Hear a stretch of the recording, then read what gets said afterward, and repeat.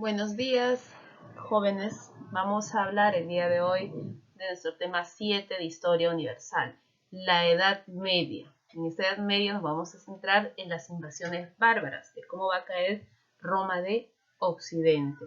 Y también vamos a agregar el tema del Imperio Carolingio. Así que presta mucha atención y continuemos entonces con la clase. Antes de iniciar con el tema de invasiones bárbaras, realizaremos un poco de los llamados saberes previos, que tanto tú sabes del tema que vamos a hablar. Entonces vamos a darnos un tiempito de un minutito para responder cada uno de los enunciados que está en nuestra diapositiva, pero no revises el libro, no revises ninguna página web. Solo tratar de recordar en qué consisten las invasiones bárbaras, cuáles son las causas de estas invasiones, cuáles eran las características de estos bárbaros y cuáles son los tipos de las invasiones bárbaras. No te preocupes si no sabes la respuesta, que en el transcurso de nuestra clase vamos a ir resolviendo cada uno de estos enunciados. Las invasiones bárbaras es el proceso de incursión de tribus provenientes de las afueras de las fronteras romanas. Llegan buscando mejores condiciones de vida en un contexto de debilitamiento de las relaciones sociales esclavistas de producción en Roma y de expansión de tribus asiáticas que precipitan las invasiones que terminan por tomarse en este caso, por tomarse muy violentas. Estos bárbaros son denominados también por los romanos bárbaros germanos. Causas de las invasiones bárbaras. Tenemos la letra A, la crisis política y económica del Imperio Romano. Esta crisis se dio entre el siglo IV al siglo XV. ¿Y a qué se debió? A las incursiones germanas que tuvieron ese efecto debido a la anarquía militar existente en Roma, la decadencia de la vida urbana y el comercio, y la debilidad de los últimos emperadores romanos, cuya culminación fue el derrocamiento del emperador de Occidente, siendo este el último emperador llamado Rómulo Augustulo.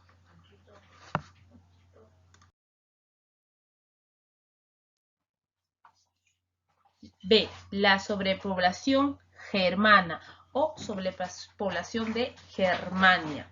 Se dio en el siglo I después de Cristo. La región experimentó un incremento considerable de la población que, sumando a problemas climáticos, obligaron a sus habitantes a migrar en busca de tierras fértiles.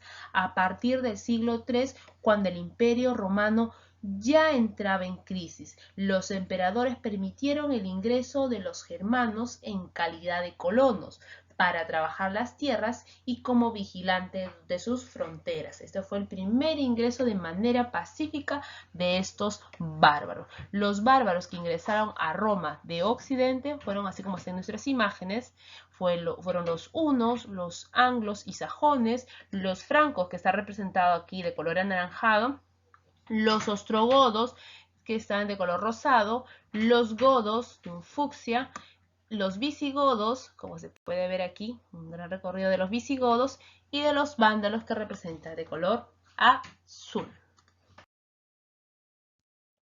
Letra C. La presión de los hunos sobre los pueblos germanos. A partir del siglo IV, los hunos aparecen como una nueva amenaza para Europa, que obligó a los germanos a romper con el foedus. ¿Qué era foedus? Era el tratado. Recuerda que yo te expliqué que Roma y estos pueblos bárbaros habían hecho un tratado donde los bárbaros ingresaban a Roma en calidad de colonos. ¿Para qué? Para trabajar sus tierras y además ser vigilantes de sus fronteras de manera pacífica. Ahora eso ya no se iba a dar. Ellos iban a invadir de manera violenta el territorio romano. ¿Y esto qué va a originar? La caída de Roma de Occidente. Así como vemos en nuestra imagen, la caída de Roma de Occidente. Ya, jóvenes, en el siglo V, los hunos, está aquí en Asia Central, los hunos contaron con el impetuoso liderazgo de Atila, llamado también el azote de Dios. Tenía una frase muy curiosa, decía hierro para el enemigo y oro para el amigo. Ya, jóvenes, entonces eso está en relación a la presión de los hunos sobre los pueblos germánicos y la crisis que va a provocar el Imperio Romano. Letra D. La división del Imperio Romano lo convirtió en un imperio débil. Recuerda que Roma se va a dividir en el año 395 por el emperador Teodosio en dos imperios. El Imperio de Occidente, que va a recibir el nombre de Roma de Occidente, y el Imperio de Oriente, que va a ser llamado Roma de Oriente. El Imperio de Occidente va a tener como capital Roma y el Imperio de Oriente Constantinopla. El primero en caer va a ser el Imperio de Occidente con la invasión de ¿quién? De los bárbaros. ¿Qué bárbaros? Ustedes ya lo saben, los francos, los visigodos, lombardos, ostrogodos, etc. Ya en el año 1453 después de Cristo va a caer Constantinopla con la invasión de los turcos otomanos. Y es así donde se va a dar por concluida la Edad Media y va a iniciar la Edad Moderna. Características. Los bárbaros son considerados pueblos muy violentos, agresivos, pueblos guerreros, nómades, lugar donde ellos ingresaban, creaban destrucción. Además, son politeístas. ¿Por qué politeístas? Creían en varios dioses. Tenían como dios supremo a Odín y otras divinidades, a Thor, considerado el dios del trueno, ¿cierto? Tenían una monarquía electiva donde ellos mismos elegían sus jefes. Entre los bárbaros vamos a hablar de los visigodos. Tenemos a sus dos jefes, Aladico y Teodoredo I. Teodoredo I se va a unir a los romanos para derrotar a Atila. Atila es derrotado en la batalla de los Campos Cataláunicos. Es la primera batalla donde Atila en toda su vida fue derrotado. Luego tenemos a los vándalos, liderado por Genserico, quien va a cruzar el mar Mediterráneo y va a saquear Roma. Luego, a los érulos, quien es liderado por Odoacro, quien invade Roma, invade en este caso la capital del Imperio Romano. Y los ostrogodos, liderados por Teodorico, asesina a Odoacro y toma la capital del Imperio Romano, ¿ya? Entonces eso quiere decir que los romanos, que estos reinos bárbaros, si bien eran tribus, no quiere decir que ellos tenían alianzas. Cada uno de ellos competía para obtener las mejores tierras. Tipos de invasiones. Tenemos dos tipos de invasiones, las invasiones pacíficas y las invasiones violentas. ¿Qué eran las invasiones pacíficas? Yo ya le expliqué al inicio de nuestra clase. Eran cuando los germanos, en este caso los bárbaros, ingresaban en calidad de colonos, solo para trabajar en las tierras o como vigilante de sus fronteras. En resumen, para desempeñar labores de mano de obra. Y que era una invasión violenta, así como se ve en nuestra imagen, ya enfrentamientos, derramamiento de sangre y todo ello. Eran realizados por los pueblos germanos y quienes lograron en este caso la caída de todo el Imperio Romano de Occidente. Proceso de invasión. Los hunos estaban formados por tribus tártaro-mongolas, procedentes ¿de dónde? De Asia Central. Los hunos fueron excelentes jinetes, arqueros y veloces y sobre todo sanguinarios. Eran nómades que practicaban el pastoreo y la cacería, completando su dieta mediante el comercio y el saqueo. Desde el siglo IV los hunos migraron al occidente, provocando la reacción ¿de quién? De los pueblos germanos. Como les expliqué, ¿no?, en nuestras diapositivas anteriores, en el siglo V tuvieron como líder al sanguinario Atila, considerado como el azote de Dios, quien puso en zozobra al Imperio Romano y estuvo a punto de someterlo, pero fue derrotado. ¿Por quién? Pues recordemos que los romanos se aliaron con el pueblo bárbaro de los visigodos, que estaba liderado por su rey Teodoredo I, ¿no es cierto? Entonces los dos se unen y logran derrotar a Atila, como ya les mencionó, en la batalla de los Campos Cataláunicos o batalla de Chalons, ¿no? Siendo considerada la primera derrota de Atila. Posterior a la derrota de Atila, recuerda que Atila fue derrotado en la batalla de Chalons, Atila busca vengarse y destruir el Imperio Romano otra vez, pero se dice que en su recorrido hacia Roma fue detenido por el Papa León I. Hasta el momento queda como que un misterio qué es lo que le dijo Papa León a Atila durante, ¿no?, que le hizo en este caso detenerse y ya no invadir o atacar otra vez a Roma. 2 años siguientes, en el año de 453 después de Cristo, Atila muere porque es asesinado por una de sus esposas. Y así termina la vida de este rey huno llamado Atila. Como algunos datos adicionales, recuerden que en el año de 476 es asesinado el último emperador romano, llamado Rómulo Augustulo. ¿Por quién? Por el bárbaro Odoacro, rey de los Herlos, llegando a su fin el imperio romano de Occidente. Pero no te olvides que Odoacro también es derrotado por el rey ostrogodo Teodorico. ¿Ya, jóvenes? ¿No? Como les explico en la siguiente viñeta, Teodorico, rey de los bárbaros ostrogodos, asesina a Odoacro y de esa forma se invade toda la península itálica. Luego también los ostrogodos son derrotados por los lombardos, quienes los lombardos se apoderan de toda la península itálica. Consecuencias de las invasiones bárbaras. Tenemos la caída de Roma de Occidente, como les expliqué, debido a las invasiones de los pueblos bárbaros. Surgimiento de reinos bárbaros. ¿Qué reinos bárbaros? Los ostrogodos, los vándalos, los hunos, los francos, quienes también este reino va a fundar la primera dinastía merovingia y se van a convertir al cristianismo. Decae el comercio y desaparece la moneda. Declina la vida urbana. En cuanto a una consecuencia religiosa, vamos a mencionar, se da la cristianización de los bárbaros. Los bárbaros dejan de ser politeístas y se convierten al cristianismo. Surgimiento de las lenguas romances y sobre todo la romanización de los bárbaros. Los bárbaros van a aprender mucho acerca de los aportes que dejaron los romanos, sus leyes, su religión, etc. Jóvenes, principales invasiones bárbaras al Imperio Romano tenemos los visigodos, que se ubicaron en la península ibérica espérense un ratito el cursor, en la península ibérica, aquí en España.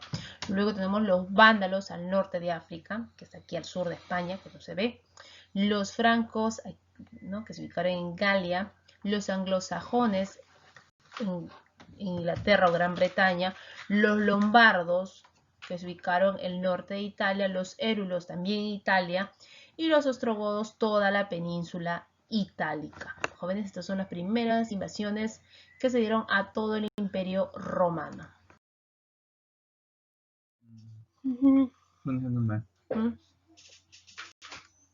Fue el rey de Macedonia que expandió su imperio por el norte de África, el cercano oriente y Medio Oriente, llegando incluso hasta la India. Nació en el año 356 a.C. en Pela, Macedonia. Fue hijo del rey Felipo II y Olimpia, y durante su niñez fue alumno del famoso sabio griego Aristóteles. Alejandro Magno asumió el poder a la edad de 20 años y dedicó los primeros años de su reinado a imponer su autoridad sobre los pueblos sometidos a Macedonia, que habían aprovechado la muerte de Filipo para rebelarse. Alejandro recorrió victorioso el Asia Menor en la batalla del Gránico en el año 334, luego en Siria en la batalla de Isos en el año 333 y en Fenicia en el asedio de Tiro en el año 332. Egipto y Mesopotamia cayeron en la batalla de Gaugamela en el año 331, hasta tomar las capitales persas de Susa en el año 331 y Persépolis en el año 330 a.C. Una vez conquistada la capital de los persas, Alejandro Magno licenció a las tropas griegas que le habían acompañado durante la campaña y se hizo proclamar emperador, ocupando el puesto de los aqueménidas.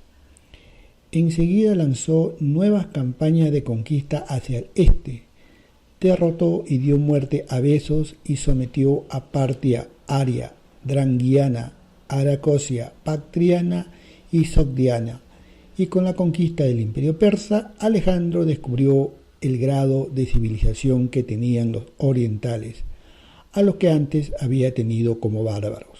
Entonces se le ocurrió la idea de unificar a los griegos con los persas en un único imperio en el que convivieran bajo una cultura de síntesis.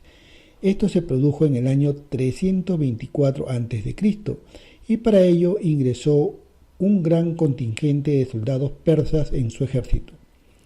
Organizó en Susa lo que se denominó la Boda de Oriente con Occidente, matrimonio simultáneo de miles de macedonios con mujeres persas, y él mismo se casó con dos princesas orientales, una princesa de Sogdiana y la hija de Darío III.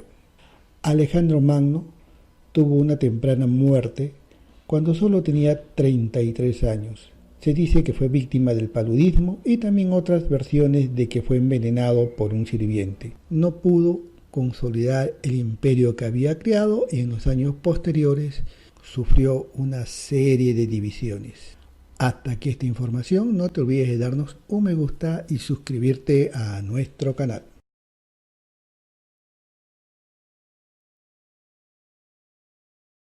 Antecedentes del reino franco. En este caso vamos a hablar desde el reino franco de los merovingios. A ver, vamos a ver. Desde la muerte de Clodoveo en el año 511, el reino estaba dividido en 4 regiones. A ver, anótate. En Austrasia, Neustria, Aquitania y Borgoña. El último rey merovingio que logró centralizar el poder fue Dagoberto I, quien estableció la ley sálica. Y yo aquí ya los he señalado, les he puesto ahí un pequeño cuadradito donde nos indica en qué consiste esta llamada ley sálica, algo machista. Bueno, tampoco se puede esperar más en esta época, donde se prohíbe sobre todo a las mujeres a poder tener como herencia propiedades. A jóvenes se le prohíbe a las hijas mujeres heredar tierra. Bueno, pensamiento de esa época, algo retrógrado. Tras su muerte, un periodo de alianzas, a la muerte de Dagoberto, tras su muerte, su periodo se realizó en este caso, después de su muerte se hizo un periodo de alianzas y enfrentamientos que culminaron con la decadencia de esta dinastía merovingia, cuyos últimos exponentes fueron los llamados reyes holgazanes. El poder se concentró en manos de los denominados mayordomos del palacio, quienes se encargaban de la administración del reino ante la incapacidad de los monarcas holgazanes, llegando a formar una verdadera dinastía. Carlos Martel, mayordomo de Austrasia, al servicio del rey Thierry IV, venció a los musulmanes en la batalla de Poitiers en el año de 732, conteniendo el avance de los árabes que amenazaban en este caso al mundo de los cristianos. Luego tenemos a Pipino el Breve, era hijo de Carlos Martel. Derrocó al último rey holgazán, Childerico III, con el apoyo del Papa Zacarías en el año 751, imponiendo la dinastía carolingia. Fue coronado por el Papa, en este caso por el Papa Esteban II, en el año 754. Como recompensa por el apoyo que le prestó ante la amenaza de los lombardos del norte de Italia, a quienes logró derrotar. Se dio al Papa territorios del estado de Ravenna y otras ciudades. Esta cesión denominada la donación de Pipino, o sea, todo lo que le regaló las tierras a la iglesia tenía ese nombre, la donación de Pipino, donde va a constituir la piedra fundamental de los estados pontificios. Al morir fue sucedido por su hijo Carlomán y Carlos en el año de 768. El joven de sus dos hijos, Carlomán, muere en una batalla y va a asumir a la corona de esta dinastía el conocido Carlos Magno. Vamos a hablar en esta diapositiva Carlos Magno y el imperio carolingio. Vamos a enfocarnos en la expansión de su imperio. Jóvenes, para expandir su imperio, Carlos Magno efectuó las siguientes guerras, las guerras más importantes. La primera guerra, se voy a activar el puntero. La primera guerra va a ser la guerra contra los sajones de Germania. El guerrero Wittinghin, jefe de los sajones, fue derrotado y obligado a bautizarse como cristiano. Ese es el suceso más importante. La guerra contra los lombardos. El Papa Adriano I fue atacado por Desiderio, rey de los lombardos. Carlos Magno derrotó a dicho rey en la batalla de Pavia, apoderándose de sus tierras. Luego se proclamó rey de los francos y lombardos con la corona de plata y de hierro. Luego tenemos la guerra contra los musulmanes de España en el año de 778. Al inicio, Carlos Magno fue derrotado en la batalla de Roquesvalles, donde muere su sobrino. En el Conde Rolando, hecho que inspira las canciones de Rolando, que es considerada la primera canción de gesta francesa, finalmente en el año 801 Carlos Magno conquistó Barcelona y estableció la marca de Hispania. Ahora, ¿qué anécdota, o en este caso, qué les puedo yo contar acerca de la coronación de Carlos Magno? Esta coronación se realizó en el año de 799. Una conspiración encabezada por la curia romana intentó deponer al Papa León III. Sin embargo, el pontífice logró refugiarse en la corte de Carlos Magno, que lo protegió derrotando a sus oponentes. En retribución y sin el consentimiento del monarca, León III lo corona en la Navidad del año 800 en Roma. Era una alianza política religiosa. ¿Entre quién? Entre el emperador y el papa, similar a lo logrado por Constantino en Roma en el año 312. Por ello, Carlos Magno impulsó el cristianismo en todo el imperio y fue coronado como Carlos Augusto, Sacro Emperador Romano de Occidente. Ese era el título de Carlos Magno. La organización administrativa y jurídica.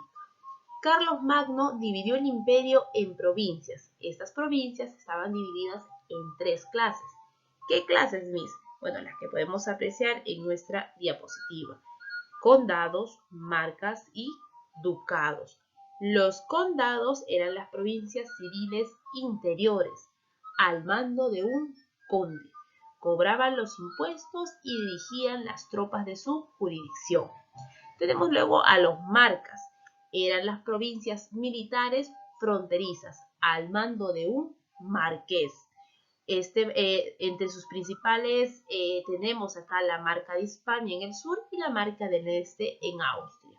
Tenemos ahora los llamados ducados.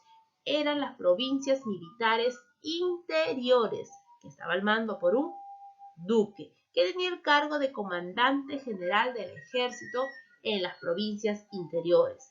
Era la división de mayor jerarquía, conformado por varios duques y marqueses.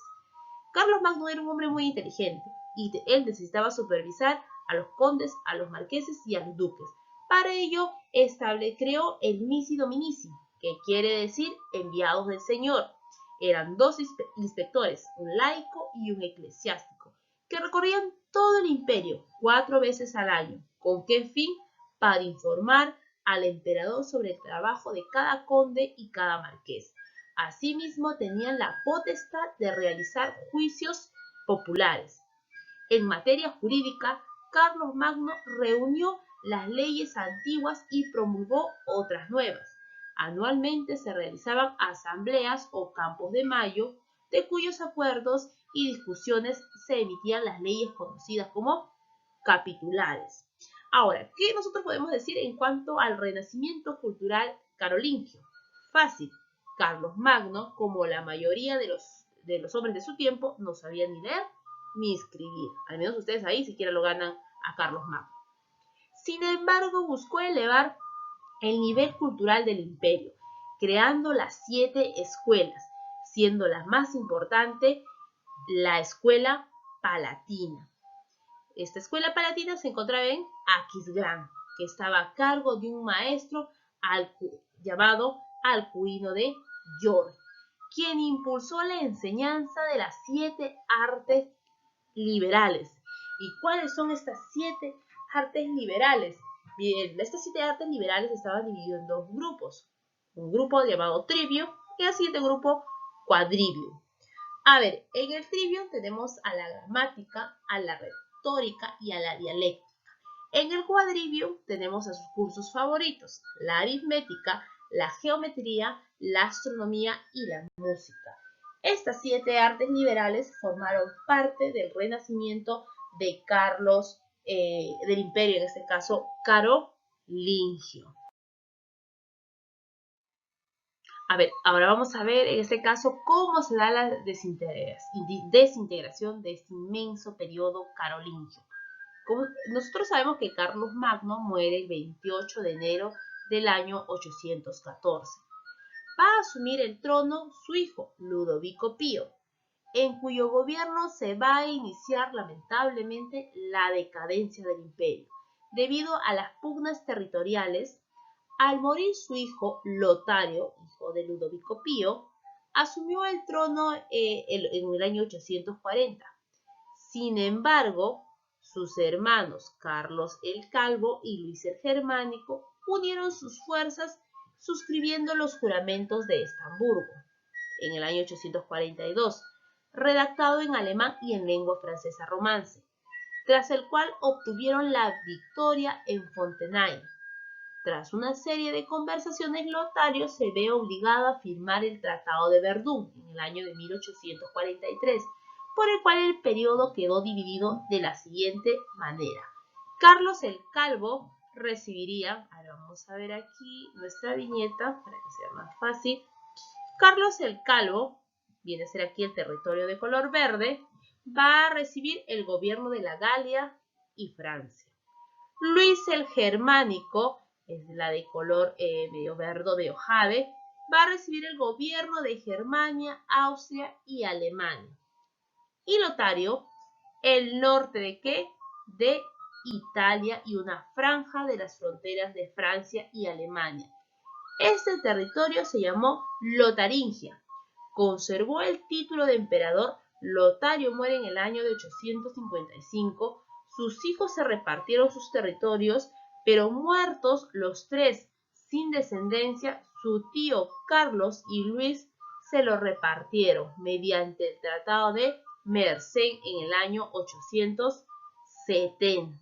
Jóvenes, entonces, así se va a ver en este caso desintegrado o dividido el imperio carolingio. Jóvenes, no se vayan a olvidar esta información. A ver, vamos a hacer entonces una pequeña retroalimentación para ver qué tanto he ido entendiendo. Una pequeña autoevaluación. Completa el cuadro sobre las 7 artes liberales. Vamos a colocar dónde están las trivium y el quadrivium. Vamos a empezar con el trivium. Estemos a la gramática, ¿qué más? A la retórica y a la dialéctica.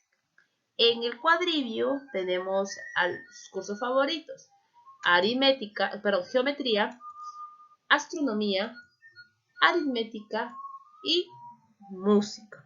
Jóvenes, perfecto, ¿se acuerdan? Entonces, siguiente, define muy brevemente qué es un condado, un marco, un ducado, un misi dominici. Yo sé que, campeón, que tú ya tienes la respuesta, ya quieres de una vez corroborar si es efectivamente esa definición. Entonces vamos a empezar. ¿Qué era un condado? Eran provincias civiles interiores. ¿Qué era un marca? Provincias militares, gobernadas por un marqués. El ducado son provincias militares interiores, dirigidos por un duque.